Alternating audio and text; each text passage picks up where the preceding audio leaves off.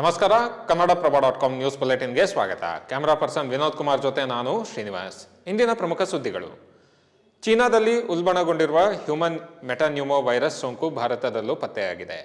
ಕೇಂದ್ರ ಆರೋಗ್ಯ ಸಚಿವಾಲಯ ನೀಡಿರುವ ಮಾಹಿತಿಯ ಪ್ರಕಾರ ಬೆಂಗಳೂರಿನಲ್ಲಿ 2, ಗುಜರಾತ್ನಲ್ಲಿ 1 ಪ್ರಕರಣ ವರದಿಯಾಗಿದ್ದು, ಸೋಂಕಿತ ಮಕ್ಕಳ ಪೈಕಿ 3 ತಿಂಗಳ ಹೆಣ್ಣು ಮಗುವೊಂದನ್ನು ಡಿಸ್ಚಾರ್ಜ್ ಮಾಡಲಾಗಿದ್ದರೆ 2ನೇ ಪ್ರಕರಣದಲ್ಲಿ 8 ತಿಂಗಳ ಗಂಡು ಮಗುವಿಗೆ ಖಾಸಗಿ ಆಸ್ಪತ್ರೆಯಲ್ಲಿ ಚಿಕಿತ್ಸೆ ಕೊಡಿಸಲಾಗುತ್ತಿದೆ.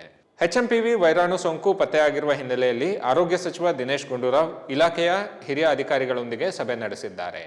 HMPV ಸೋಂಕಿನ ಬಗ್ಗೆ ಹೆಚ್ಚಿನ ಆತಂಕ ಪಡಬೇಕಿಲ್ಲ, ಮಾಸ್ಕ್ ಕಡ್ಡಾಯವಲ್ಲ, ಸಹಜ ಮುಂಜಾಗ್ರತೆ ವಹಿಸಿದರೆ ಸಾಕು. ಬೆಂಗಳೂರಿನಲ್ಲಿ ಸೋಂಕು ತಗುಲಿದ್ದ ಮಕ್ಕಳ ಆರೋಗ್ಯ ಸ್ಥಿತಿ ಸುಧಾರಿಸಿದೆ ಎಂದು ದಿನೇಶ್ ಗುಂಡೂರಾವ್ ತಿಳಿಸಿದ್ದಾರೆ.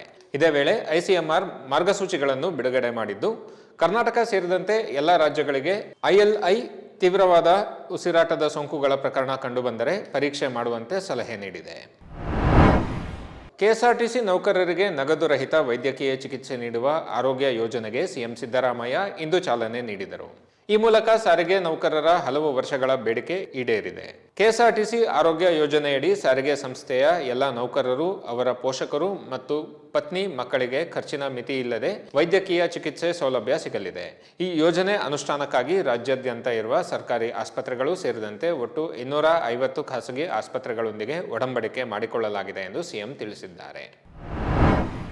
ರಾಯಚೂರು ಜಿಲ್ಲೆಯಲ್ಲಿ ಬಾಣಂತಿಯರ ಸಾವು ಮುಂದುವರೆದಿದ್ದು, ಇಂದು ರಿಮ್ಸ್ ಆಸ್ಪತ್ರೆಯಲ್ಲಿ ಮತ್ತೋರ್ವ ಬಾಣಂತಿ ಮೃತಪಟ್ಟಿದ್ದಾರೆ. ಈ ಮೂಲಕ ಜಿಲ್ಲೆಯಲ್ಲಿ ಕಳೆದ 3 ತಿಂಗಳಲ್ಲಿ ಮೃತಪಟ್ಟ ಬಾಣಂತಿಯರ ಸಾವಿನ ಸಂಖ್ಯೆ 12ಕ್ಕೆ ಏರಿಕೆಯಾಗಿದೆ. ದೇವದುರ್ಗ ತಾಲೂಕಿನ ಹದ್ದಿನಾಳ ಗ್ರಾಮದ 24 ವರ್ಷದ ಸರಸ್ವತಿ ಮೃತ ಬಾಣಂತಿಯಾಗಿದ್ದು, ಹೆರಿಗೆ ನಂತರ ಬಾಣಂತಿ ಅಧಿಕ ರಕ್ತದೊತ್ತಡದಿಂದ ಬಳಲುತ್ತಿದ್ದರು. ಚಿಕಿತ್ಸೆಗೆ ಸ್ಪಂದಿಸದೆ ಅವರು ಜನವರಿ 5ರಂದು ಮೃತಪಟ್ಟಿದ್ದಾರೆ. ಇನ್ನು ತುಮಕೂರಿನ ಕುಣಿಗಲ್ನಲ್ಲಿ ಪೆಂಟಾವಲೆಂಟ್ ವ್ಯಾಕ್ಸಿನ್ ಪಡೆದ 2 ನವಜಾತ ಶಿಶುಗಳು ಸಾವನ್ನಪ್ಪಿವೆ. ಲಸಿಕೆ ಮಾದರಿಗಳನ್ನು ಸಂಗ್ರಹಿಸಿ ಪ್ರಯೋಗಾಲಯಕ್ಕೆ ರವಾನಿಸಲಾಗಿದೆ. ವರದಿ ಲಭ್ಯವಾದ ನಂತರ ಸಾವಿನ ಕಾರಣ ತಿಳಿಯಲಿದೆ ಎಂದು ಅಧಿಕಾರಿಗಳು ಹೇಳಿದ್ದಾರೆ. ಇಬ್ಬರು ಮಕ್ಕಳನ್ನು ಹತ್ಯೆ ಮಾಡಿ ದಂಪತಿ ಆತ್ಮಹತ್ಯೆಗೆ ಶರಣಾದ ಘಟನೆ ಬೆಂಗಳೂರಿನ ಸದಾಶಿವನಗರದ RMV 2ನೇ ಹಂತದ ಟೆಂಪಲ್ ರಸ್ತೆಯಲ್ಲಿ ನಡೆದಿದೆ. ಅನೂಪ್, ರಾಕಿ, ಅನುಪ್ರಿಯಾ ಮತ್ತು ಪ್ರಿಯಾಂಶ್ ಮೃತಪಟ್ಟಿದ್ದು, ಅನೂಪ್ ಉತ್ತರ ಪ್ರದೇಶ ಮೂಲದವರಾಗಿದ್ದು ಖಾಸಗಿ ಕಂಪನಿಯಲ್ಲಿ ಸಾಫ್ಟ್ವೇರ್ ಕನ್ಸಲ್ಟೆಂಟ್ ಆಗಿ ಕೆಲಸ ಮಾಡುತ್ತಿದ್ದರು. ಇಂದು ಬೆಳಗ್ಗೆ ಮನೆ ಕೆಲಸದವರು ಬಂದಾಗ ಆತ್ಮಹತ್ಯೆ ಪ್ರಕರಣ ಬೆಳಕಿಗೆ ಬಂದಿದೆ. ರಾತ್ರಿ ಇಬ್ಬರು ಮಕ್ಕಳನ್ನು ಹತ್ಯೆ ಮಾಡಿದ ಬಳಿಕ ದಂಪತಿ ಮನೆಯಲ್ಲೇ ನೇಣಿಗೆ ಶರಣಾಗಿದ್ದಾರೆ. ಘಟನೆಗೆ ಕಾರಣ ತಿಳಿದು ಬಂದಿಲ್ಲ.